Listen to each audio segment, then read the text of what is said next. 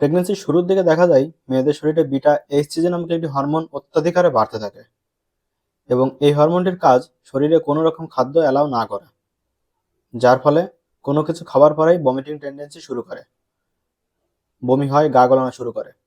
আর বমি হওয়ার সাথে আপনার শরীর থেকে অতিরিক্ত পরিমাণে সল্ট বেরিয়ে আসে। আর অতিরিক্ত সল্ট বেরিয়ে আসার কারণে আপনার এবং আপনার শিশুর শারীরিক এবং মানসিক বিকাশে ব্যাঘাত ঘটে। প্রেগনেন্ট অবস্থায় মাটিতে বসে কাজ করা, সামনে ঝুঁকে কাজ করা, এবড়ো খেবড়ো রাস্তায় চলাচল করা, বাসে ট্রামে চলাচল করা, রিক্সা অটোরিকশায় চলা, স্কুটিতে চড়া এবং সিঁড়িতে ওঠানামা করলে মিসক্যারেজ হতে পারে। এই ধারণাটি সম্পূর্ণ ভুল। এর সাথে বৈজ্ঞানিক কোনো যুক্তি নেই। এগুলো মানুষ বানিয়েছে। সো নিজেকে এই সমস্ত অন্ধবিশ্বাস থেকে দূরে রাখবেন। গর্ভবতী অবস্থায় যদি আপনি শারীরিক ব্যায়াম করেন তবে আপনার ডেলিভারি সহজ এবং সাবলীল হবে। একটা প্রেগন্যান্সি 40 সপ্তাহে হয়ে থাকে, যার প্রথম 20 সপ্তাহে বাচ্চার ফরমেশন হয়। বাচ্চার হাত, মুখ, কান, নাক, হার্ট এই সমস্ত অঙ্গ প্রত্যঙ্গের ফরমেশন হয়ে থাকে এবং শেষ 20 সপ্তাহে বাচ্চার গ্রোথ হয়।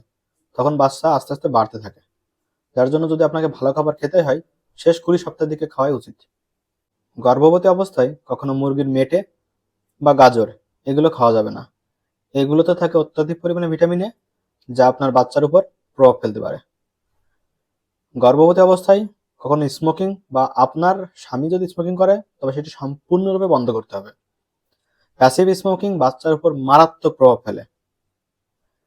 গর্ভবতী অবস্থায় কখনো কোনো ঠান্ডা আইসক্রিম, কোল্ড ড্রিঙ্কস এগুলো অত্যাধিক পরিমাণে খাবেন না, কেননা এগুলো থেকে আপনার জ্বর হতে পারে। আর গর্ভবতী অবস্থায় জ্বরের জন্য অ্যান্টিবায়োটিক প্রয়োগ করা বুদ্ধিমানের কাজ নয়। প্রেগনেন্ট অবস্থায় কখনো কোনো মাল্টিভিটামিন খাবেন না। যদি আপনার কোনো রকম ভিটামিনের প্রয়োজন হয় সেটি হলো ফলিক অ্যাসিড। একমাত্র ফলিক অ্যাসিডই আপনি ভিটামিন হিসেবে খেতে পারেন।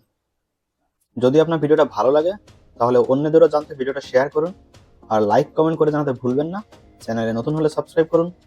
দেখা হবে নতুন কোনো ভিডিওয়। সে অবধি সকলে ভালো থাকুন। Stay safe.